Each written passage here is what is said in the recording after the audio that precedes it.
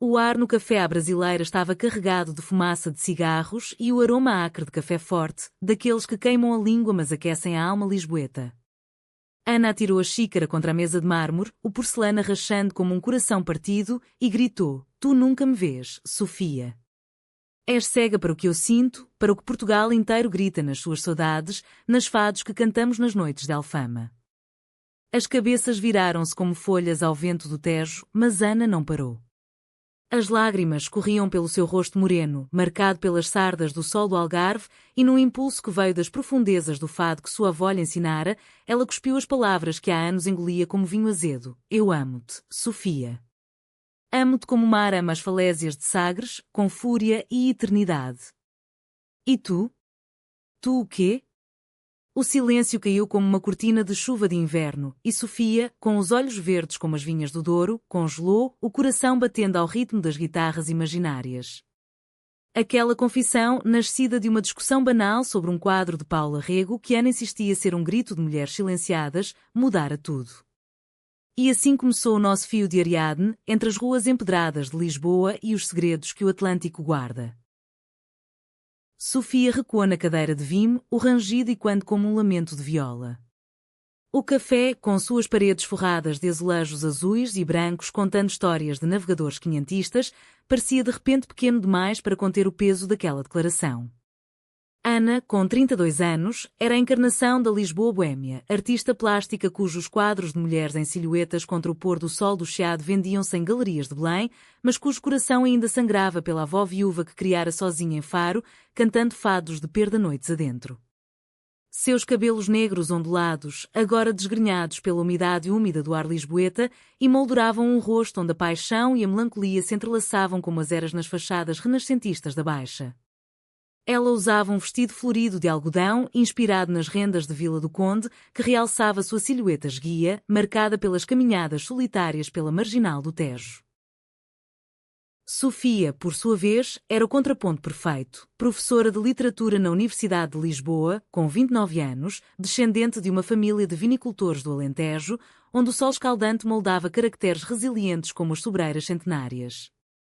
Seus cabelos castanhos avermelhados, lisos e longos, caíam como cascatas de outono sobre os ombros, e seus olhos, de um verde profundo como os arrozais de Alcácer do Sal, sempre carregavam um véu de dúvida, herança de uma infância dividida entre o pai ausente, emigrada em França, e a mãe devota que rezava rosários pela salvação da filha pecadora.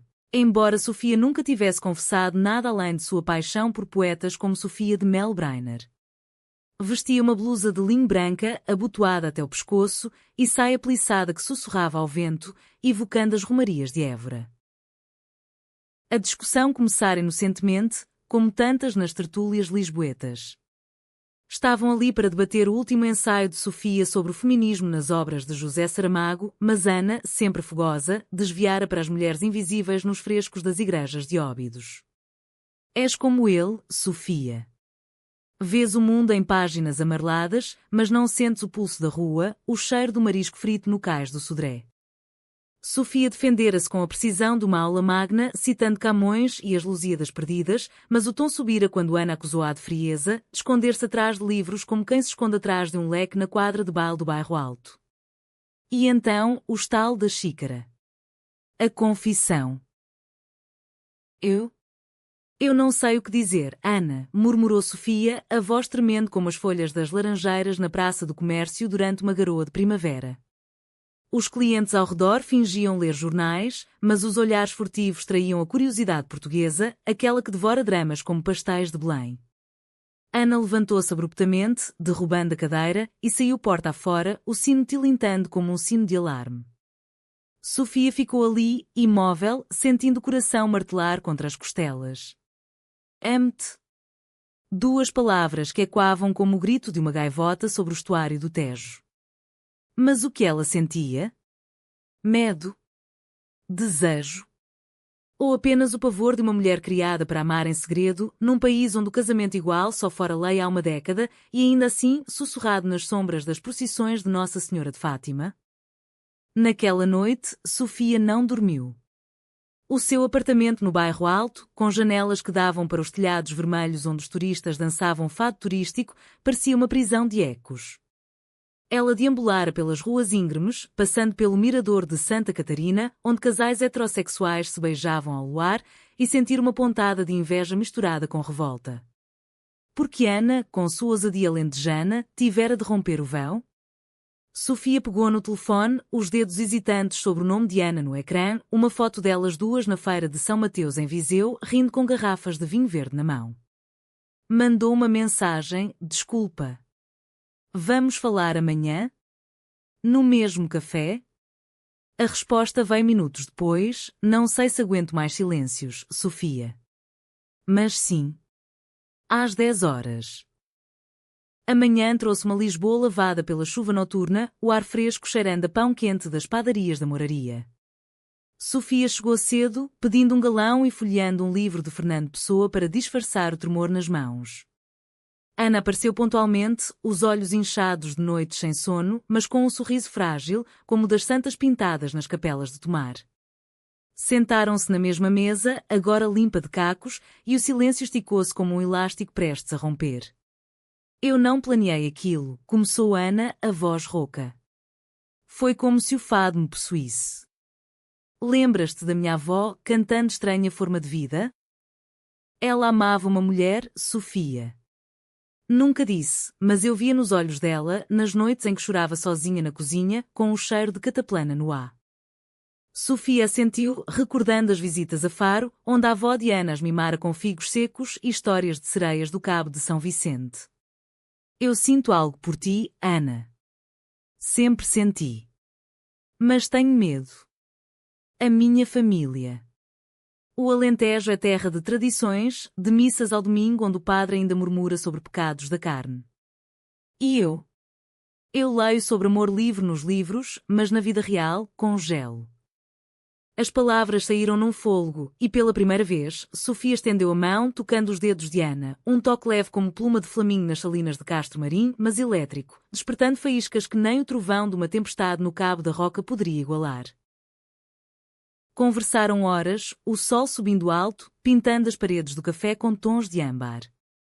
Ana falou de sua solidão como artista, de como pintava retratos de mulheres lésbicas inspirados nas rainhas mouras de Silves, escondendo-as em galerias onde colecionadores homofóbicos as compravam sem saber.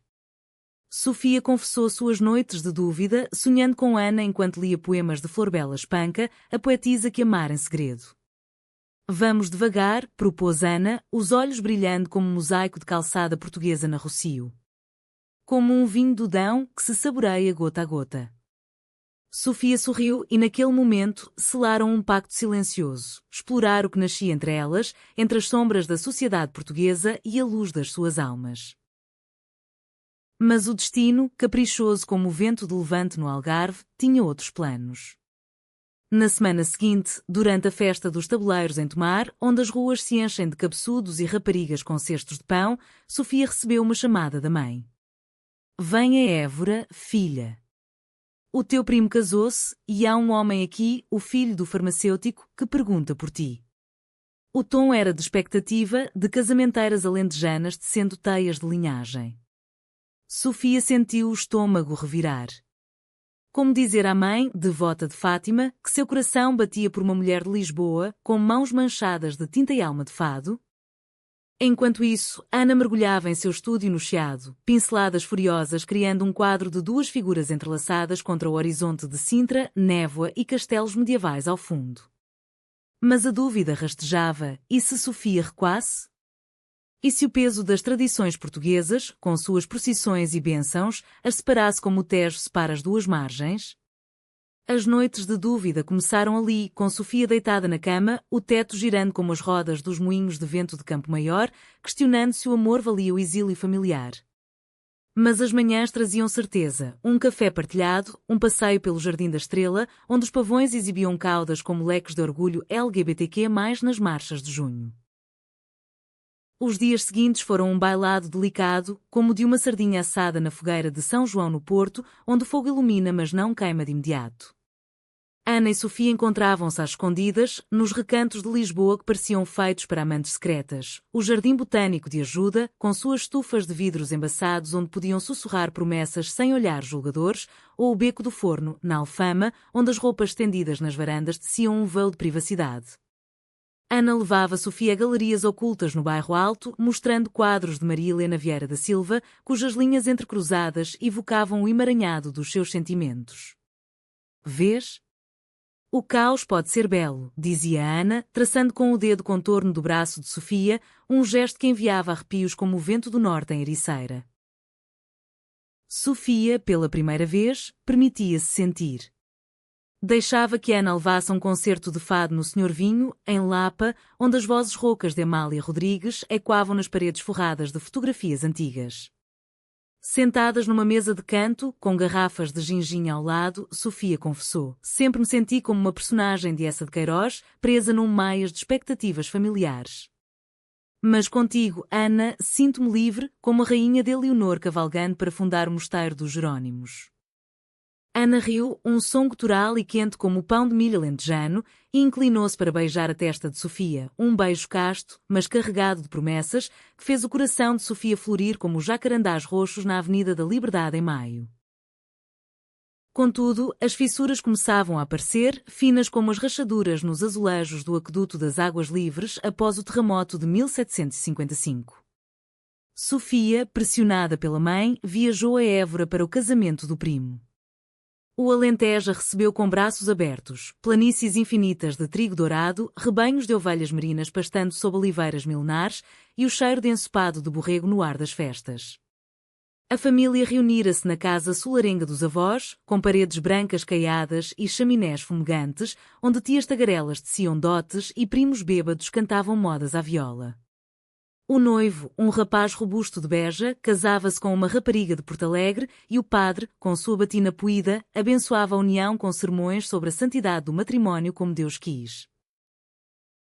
Sofia sentou-se ao lado do pretendente em potencial, o filho do farmacêutico, um homem chamado João de 40 anos, com bigode grisalho e conversa fiada sobre colheitas de cortiça em Coruche.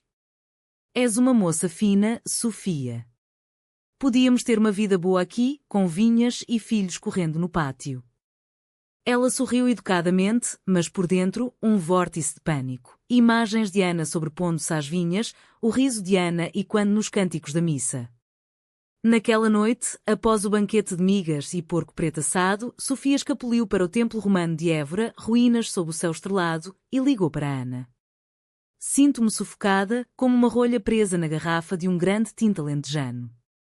Eles querem-me casada, Ana. Querem-me normal. Do outro lado da linha, em Lisboa, Ana pintava furiosamente, o ateliê cheirando a terbentina e maresia vinda da janela aberta para o Largo do Carmo. Vem para cá, Sofia. Lisboa é terra de exilados, de judeus marranos e poetas malditos. Aqui, o amor não tem algemas. Mas Sofia hesitou, o peso da tradição como uma capa de toureiro em Salvaterra de Magos. Regressou a Lisboa 2 dias depois, exausta, mas com um fogo novo nos olhos. Encontraram-se no Castelo de São Jorge, entre os pavões e as vistas panorâmicas do Tejo, e ali, sob o sol poente que tingia a cidade de laranja como as laranjas do pomar da Alcobaça, Sofia beijou Ana pela primeira vez. Foi um beijo tímido, salgado de lágrimas, mas profundo como as grutas de Benagil no Algarve, um mergulho no desconhecido que as uniu. As semanas que se seguiram foram de puro êxtase romântico, tingido da melancolia portuguesa que torna o amor mais doce. Viajaram juntas ao Douro, de comboio sinuoso pelas encostas vinícolas, onde provaram portos envelhecidos em caves de Vila Nova de Gaia, brindando a nossa vindima particular. Ana ensinou Sofia a dançar o rancho folclórico em Trás-os-Montes, rindo das suas passadas desajeitadas, e Sofia leu para Ana poemas de Augusto Gil sob as estrelas de Monsanto, a aldeia mais portuguesa de Portugal. Em casa, no apartamento partilhado temporariamente de Ana, cozinhavam bacalhau à Brás misturado com memórias. Ana contava lendas de moras encantadas em Orém, Sofia recitava sonetos sobre saudades que ecoavam as delas. Mas o conflito espreitava, como a sombra do aqueduto na luz do meio-dia. Ana, impulsiva, quis tornar público o seu amor. Vamos à Marcha do Orgulho em Lisboa, Sofia. Gritemos juntos, como as gaivotas no Cabo Espichel. Sofia recuou, o medo da família como um espinho de figueira brava. Ainda não, Ana. Deixa-me tempo. O Alentejo não perdoa desvios. A tensão cresceu, pequenas discussões sobre o futuro, Ana sonhando com uma exposição conjunta em Coimbra, Sofia ancorada em aulas e tradições. E então, a traição, sutil como o veneno de uma era venenosa nas muralhas de Óbidos. A traição veio disfarçada de amizade num daqueles fins de semana chuvosos de novembro que transformam Lisboa num quadro impressionista de Monet, com o Tejo turvo e as ruas reluzentes de poças. Sofia, sobrecarregada com teses de alunos sobre o realismo mágico de José Eduardo Agualusa, aceitaram um convite para uma tertúlia literária no Lux, o nightclub do bairro Alto que de dia café e de noite, antro de boémios. Lá, reencontrou uma antiga colega de universidade, Margarida, uma editora de Porto com cabelos ruivos como o vinho do mesmo nome e um riso que desarmava defesas. Margarida, abertamente quer, falara de um livro sobre amores lésbicos na ditadura salazarista e Sofia, sedenta por compreensão, prolongara a conversa até altas horas, partilhando vinhos e confidências. Ana, trabalhando até tarde num quadro para a Trienal de Artes de Lisboa, só soube pela manhã seguinte, quando Sofia chegou com um batom ligeiramente borrado e um cheiro a perfume de jasmim que não era o seu. Foi só conversa, Ana. Margarida entende o que eu vivo, sem julgamentos. Mas Ana, com um ciúme alentejano correndo nas veias como o sangue quente de um touro em cruz, sentiu a faca girar. Entende? Ou tocou-te como eu toco, Sofia? És como as sereias das lendas minhota, atraindo marinheiros para afundar navios. A discussão explodiu no pequeno almoço, com ovos mexidos queimando na frigideira e o rádio tocando um fado de Marisa sobre traições. Sofia negou, lágrimas nos olhos, mas a semente da dúvida plantara-se. Ana, ferida, isolou-se no estúdio, pinceladas violentas criando um caos de cores, vermelhos do Douro misturados a azuis do Atlântico, representando um coração despedaçado. Mandou uma mensagem, preciso de espaço. Vai para o teu Alentejo curar feridas que eu não causei. Sofia, devastada, pegou no comboio para Évora, o coração pesado como as pedras dos menires de Almendres. Chegando à casa familiar, encontrou a mãe à espera, com um chá de camomila e olhos perspicazes. O que te aflige, filha? É aquele amor de cidade grande que te consome? Num impulso, semelhante ao de Ana no café, Sofia confessou tudo, não os detalhes, mas o essencial. Eu amo uma mulher, mãe. Como a avó amava as rosas no jardim, em segredo. A mãe, com o rosto enrugado como casca de sobreira, ficou em silêncio longo, o tic-tac do relógio de pêndulo marcando o tempo como um lamento. Finalmente, falou, eu sabia, Sofia. O teu pai. Ele partiu por isso, por não aceitar o que via em mim. Mas o Alentejo ensina paciência, como as vinhas que esperam o sol após a geada. Ama, filha. Mas ama com verdade, não com meias palavras. Aquelas palavras, humanizadas pela dor partilhada, foram um bálsamo, mas também um espelho. Sofia virou quão sua hesitação magoara a Ana. Enquanto isso, em Lisboa, Ana afundava-se na rotina cultural da cidade para esquecer. Participou de uma procissão de São Martinho em Alfama, com magustos e castanhas assadas, mas o vinho novo soube-lhe amargo. Encontrou-se com amigos artistas no Chapito, o circo poético às margens do Tejo, onde malabaristas jogavam com o destino como ela jogava com tintas. Uma delas, uma escultora chamada Inês, de Coimbra, oferecera consolo, um abraço longo, uma conversa sobre amores perdidos nas bibliotecas joaninas. Naquela noite, Ana se deu um beijo, não de paixão, mas de solidão, como quem bebe aguardente para esquecer o mar. Arrependeu-se imediatamente, o gosto de culpa como fel na boca. Sofia, de volta a Lisboa após uma semana, descobriu o episódio por um amigo comum, um poeta de Setúbal que vira tudo no Chapito. Foi só um beijo, Sofia. Ana está destruída, como tu. O ciúme de Sofia, outrora contido, irrompeu como uma tempestade no cabo de São Vicente. Confrontou a Ana no ateliê, portas batendo como trovões. Traíste-me com Inês? Depois de tudo o que eu arrisquei pela família? Ana, com os olhos vermelhos de choro e sono, rebateu: E tu com Margarida? Somos duas tolas, Sofia, dançando valsa num salão em chamas. A briga culminou num silêncio exausto, as duas sentadas no chão entre telas caídas, o cheiro de tinta misturando-se a lágrimas. Ali, no caos, veio a reconciliação parcial. Ana admitiu: Eu beijei-a porque doía a tua distância, o teu medo que me faz sentir como uma morisca exilada em terras cristãs. Sofia, tocando o rosto de Ana, sussurrou: E eu conversei com Margarida porque ela representa o que eu temo ser, livre sem correntes. Mas contigo quero tentar. Prometeram honestidade, como as confissões nos confessionários de Belém, e naquela noite, dormiram abraçadas, o corpo de uma encaixando no da outra como peças de um azulejo quebrado, curando feridas com o calor humano que Portugal, em sua essência católica e pagã, sempre celebrara em segredo. O inverno aproximava-se, com as luzes de Natal iluminando a Baixa Pombalina e com ele, o alto trunfo do destino. Ana recebeu um convite para expor em Porto, na Fundação Serralves, um sonho de anos. Vem comigo, Sofia. Vamos enfrentar o norte juntos, onde os ventos do Atlântico varrem dúvidas. Sofia hesitou, mas o amor, agora maduro como um queijo de azeitão, venceu. Partiram de comboio, o Douro desfilando em tons de castanho e verde, parando em Lamego para rezar na escadaria do santuário, não por perdão divino, mas por força humana. Porto recebeu-as com braços de granito e vinho rubi, suas ruas inclinadas como ombros de carregadores de pipas na ribeira. A exposição de Ana, intitulada Saudades Lésbicas, apresentava telas de mulheres entrelaçadas em paisagens portuguesas, uma em Sintra, névoa envolvendo corpos como véus, outra no Gerês, cascatas beijando rochas. Sofia, orgulhosa, ajudou na montagem, os dedos entrelaçados enquanto penduravam luzes, evocando as festas de São João com martelos de plástico e sardinha na brasa. A abertura foi um sucesso. Críticos do Jornal de Notícias elogiaram a coragem feminina num Portugal pós-25 de Abril e um grupo de ativistas que de Gaia aplaudiu, cantando hinos de liberdade misturados a ranchos transmontanos. Mas o conflito reacendeu-se numa noite de gala, quando Inês, a escultora de Coimbra, apareceu inesperadamente, convidada por um curador comum. Seu abraço a Ana foi demorado demais, o riso compartilhado alto como o sino da Torre dos Clérigos. Sofia, bebendo um copo de vinho do Porto Mais, sentiu o veneno da traição anterior borbulhar. Ainda a queres, não é? Uma artista como tu, livre de amarras alentejanas.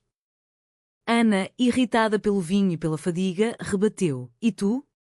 Ainda sonhas com o João do farmacêutico, com a vida fácil no Alentejo? As palavras cortaram como facas de ourives em Gondomar e Sofia saiu correndo para a chuva portuense, as ruas da Baixa escorregadias como corações traídos. Ana seguiu-a até à ponte de Dom Luís I, onde o Douro rugia abaixo, negro e impiedoso como as dúvidas que as consumiam. Para Sofia. Isto não é sobre Inês ou João. É sobre nós, sobre o medo que nos come vivas como o mofo nas caves antigas de Vila Real. Sofia virou-se, o rosto lavado pela chuva, os cabelos colados como algas na praia de Matosinhos. Eu traí-te primeiro, com as minhas hesitações. Mas tu beijaste-a para me punir.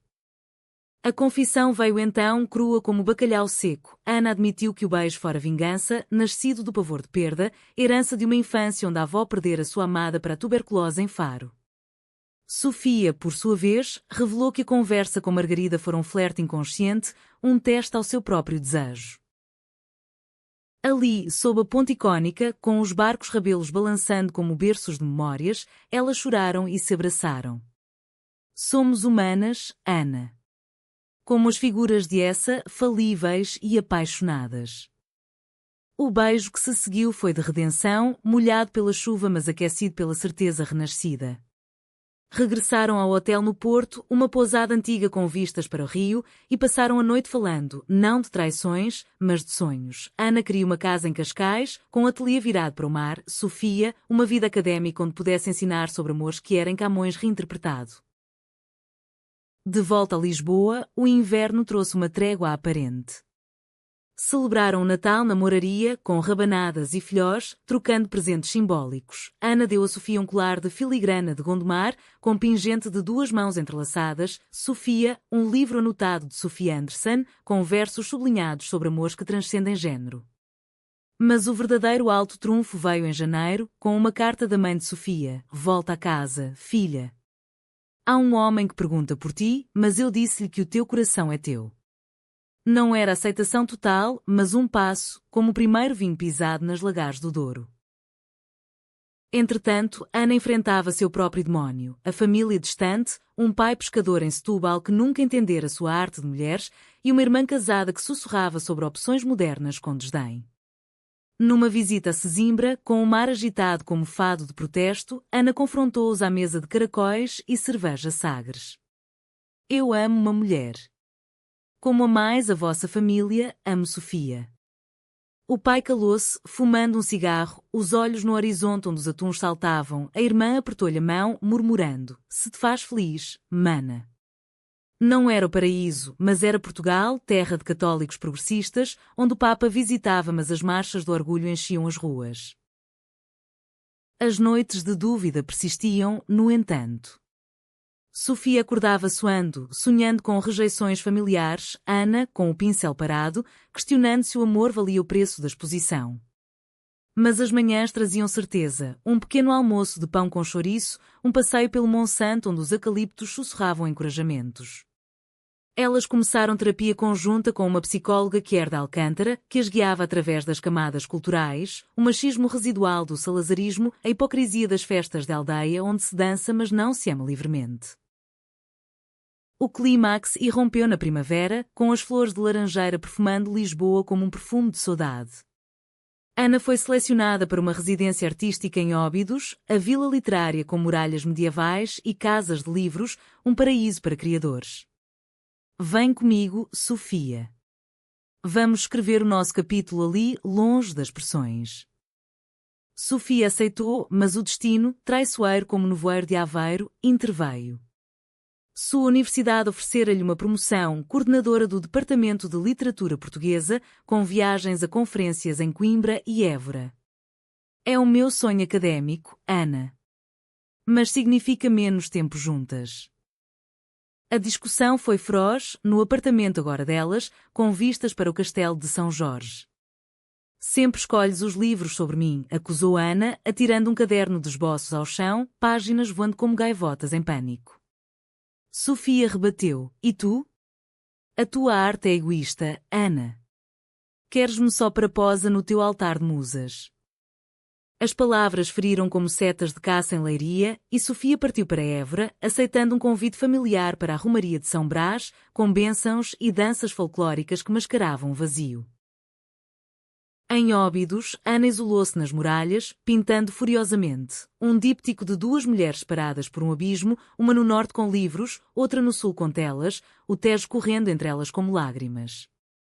A traição final veio de Margarida, que, visitando a residência, consolou Ana com mais que palavras. Um abraço que se prolongou, um beijo que Ana repeliu, mas que deixou marcas de culpa. Não posso, Margarida. Amo Sofia, mesmo que ela me mate devagar. Mas o rumor chegou a Sofia via redes sociais, uma foto inocente mas ambígua, e o coração dela partiu como uma ponte dentre os rios na enchente de 1809. Sofia confrontou-a por telefone, voz quebrada. Outra vez, Ana? Eu arrisquei tudo pela família, e tu voltas à mesma roda? Ana, chorando no quarto de azulejos de Óbidos, confessou: foi nada, Sofia. Mas o nosso amor está envenenado pelas dúvidas. Talvez devêssemos parar. O silêncio que se seguiu foi o mais doloroso, como o adeus de um emigrante no cais de Alcântara. Sofia desligou e dirigiu-se à romaria, dançando com primos ao som de concertinas, mas sentindo-se uma estranha, como uma moura em terras cristãs. Dias viraram semanas de separação, noites de dúvida onde cada uma revivia memórias. O primeiro toque no café, o beijo na ponte do Porto, as promessas sob as estrelas de Monsanto. Ana terminou a residência com um quadro final, certeza matinal, 2 mulheres reunidas ao amanhecer, o sol nascendo sobre Lisboa, simbolizando o renascimento. Sofia, na Conferência de Coimbra, apresentou um paper sobre amores proibidos em pessoa, citando o heterónimo que amava em segredo e, no final, dedicou uma certeza que se perdeu. O reencontro aconteceu por acaso, na Feira do Livro de Lisboa, no Parque Eduardo VII, com cheiro de cachorros e livros novos no ar. Ana assinava exemplares de um catálogo da exposição, Sofia folheava um volume de Flor Bela. Os olhares cruzaram-se como raios de sol através de nuvens, e o mundo parou. Sofia, murmurou Ana, a voz rouca. Elas saíram para o miradouro, sentando-se num banco com vista para o aqueduto, e as palavras fluíram como o Tejo em maré alta. Eu errei, Ana. O meu medo era maior que o amor, mas agora vejo. O Alentejo mudou, eu mudei. Ana, lágrimas escorrendo, respondeu, e eu, impulsiva como o fado, traí a confiança que construímos. Mas cada manhã acordava certa de ti. Ali, humanamente frágeis, prometeram recomeçar não com ilusões, mas com a sabedoria de quem sobreviveu a tempestades. Sofia largou a promoção parcial, optando por horários flexíveis. Ana comprometeu-se a pausas na arte para nutrir o amor. A traição, revelada como espelho das inseguranças culturais portuguesas, o peso do segredo, o medo do julgamento em vilas pequenas, tornara-as mais fortes, como o vinho fortificado pelo Porto. O verão chegou como um abraço do sul, com festas de São João em Évora e fogueiras no Algarve, iluminando caminhos de reconciliação.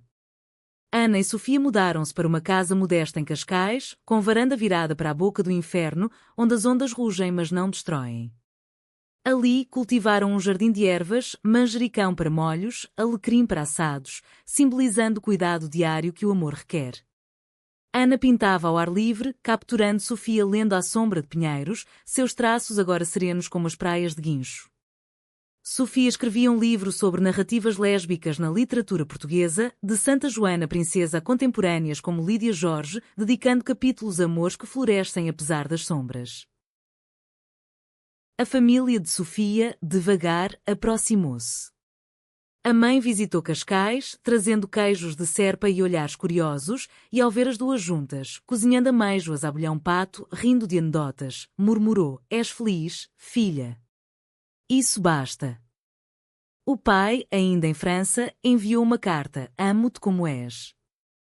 Ana, por sua vez, reconectou-se com a irmã em Setúbal, partilhando mariscos e histórias, e até o pai pescador, num raro telefonema, grunhiu, se te faz pescar sorrisos, continua. O conflito final, o mais profundo, veio interno, uma crise de Ana, questionando se o amor a domesticara, tornando sua arte menos selvagem. Sinto-me como uma sardinha enlatada, Sofia, presa na rotina. Sofia, com a paciência de uma vindimadora, levou-a a Sagres, ao cabo de São Vicente, onde o Atlântico se choca com o Mediterrâneo num eterno diálogo. Caminharam pela falésia, vento açoitante como dúvidas, e Sofia disse, o amor não aprisiona, Ana. Amplia, como o horizonte aqui. Pinta-nos a nós, mas pinta o mundo através de nós. Inspirada, Ana criou uma série nova, Horizontes Compartilhados, exposta em Faro, vendendo para museus e tocando corações em comunidades Quer do Sul. O clímax emocional chegou na Marcha do Orgulho de Lisboa, com milhares marchando da Praça do Comércio ao Rossio, bandeiras arco-íris misturando-se a azulejos nacionais. Pela primeira vez, desfilaram de mãos dadas, Sofia com um cartaz citando Pessoa, tudo vale a pena se a alma não for pequena. A multidão aplaudiu e, num momento de catarse, Ana gritou, pelo amor que nos faz portuguesas plenas. Lágrimas misturaram-se a confetes e naquela noite, no bairro Alto, dançaram fado moderno, guitarras elétricas pulsando com o ritmo dos seus corações curados.